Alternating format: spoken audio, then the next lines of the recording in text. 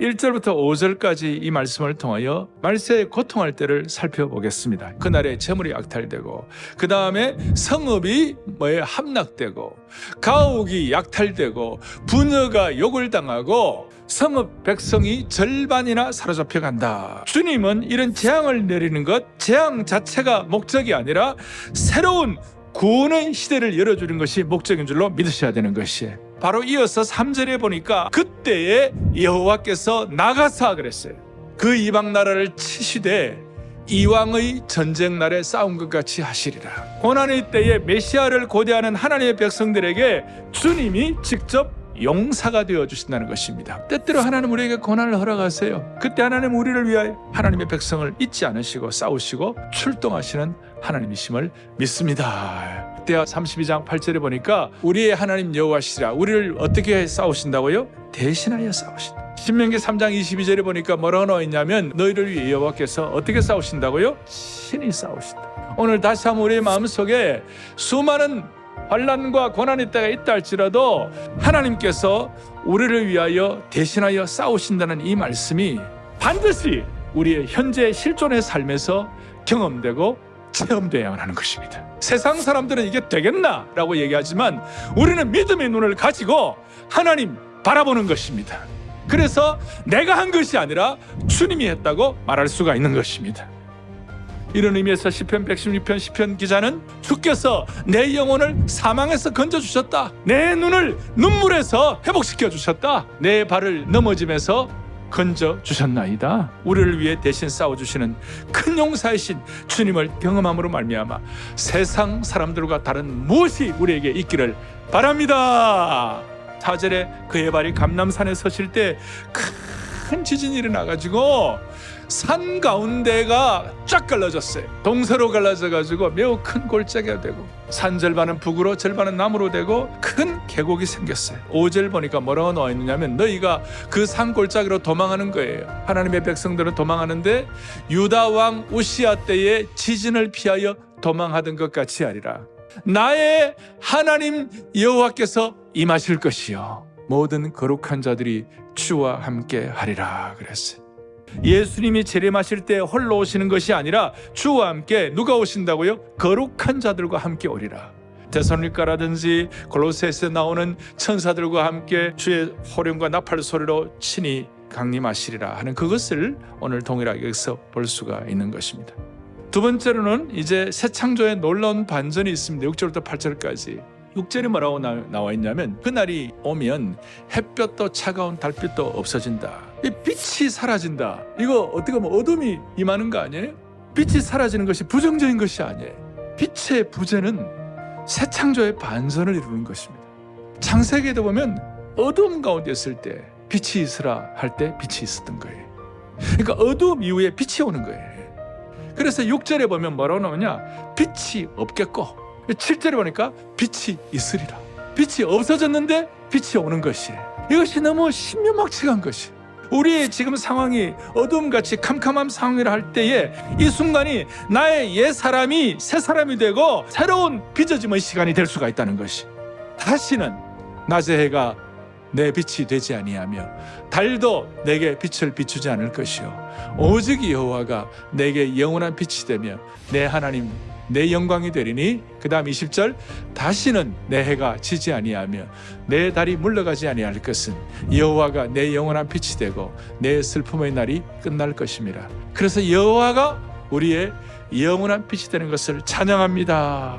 이것을 요한이 깨닫고 요한계시록 21장 23절부터 25절까지 그 성은 해나 달의 비침이 쓸데가 없으니 이는 하나님의 영광이 비치고 어린 양이 그 등불이 되심이라. 24절 만국이 그 빛 가운데로 다니고 땅의 왕들이 자기 영광을 가지고 그리로 들어가리라. 25절 낮에 성문을 도무지 닫지 않으리네. 거기에는 밤이 없음이라. 장엄한 것이에요. 거기는 밤이 없습니다.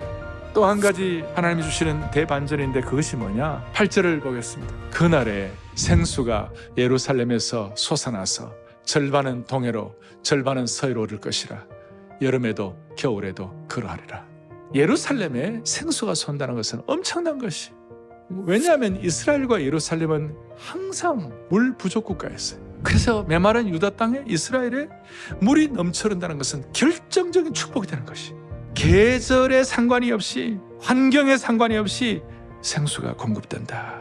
생수를 통한 새 창조요 대반전을 말씀하고 있는 것입니다. 나는 아무것도 없는 사람이었지만 하나님은 늘 삶에 반전을 주시고 새로운 길을 열어주시고 하나님이 역사하지 않으시면 안 되는 그런 삶의 현장 경험들을 체험하도록 만들어 주셨어요. 이제 오늘 세 번째 중요합니다. 우주의 통치와 왕권의 회복을 9절부터 11절까지 하고 있습니다. 자, 9절에 오늘 천하의 왕이 되신다는 말씀이 있어요. 여호와께서 홀로 한 분이 되실 것이요 그 이름이 홀로 하나이실 것이라. 그리고 이 천하의 왕이 되실 때 나타나는 그 현상이 뭐냐, 10절입니다. 게바에서 온 땅이 아라바같이 될 것이며 게바에서 예루살렘 남쪽 림몬까지 이를 것이며 예루살렘이 높이 들려 그 본처에 있으리니. 이게 무슨 뜻인가? 게바에서 림몬까지, 그러니까 아라바처럼 낮아진다. 아라바는 다 평지예요. 온 땅이 다 평지가 되게 예루살렘만 우뚝 서게 하시는 주님을 찬양하는 것이에요. 그리고 이제 11절, 너무 귀한 말씀입니다. 11절, 사람이 그 가운데 살며 다시는 저주가 있지 아니하리니 예루살렘이 평안히 서리로다. 할렐루야.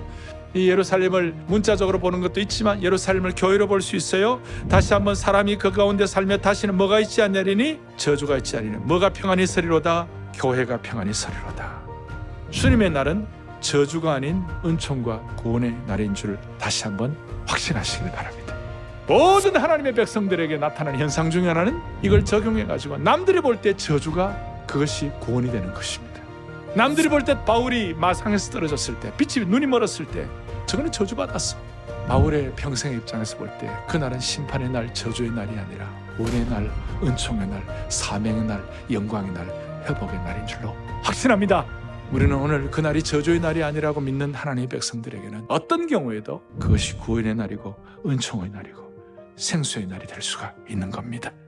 이걸 이사야가 눈을 떠봐가지고 너무 귀하니까 그의 이름은 기묘자라, 모사라, 전능하신 하나님이라, 영존하시는 아버지라, 평강의 왕이라 할 것임이라. 할렐루야.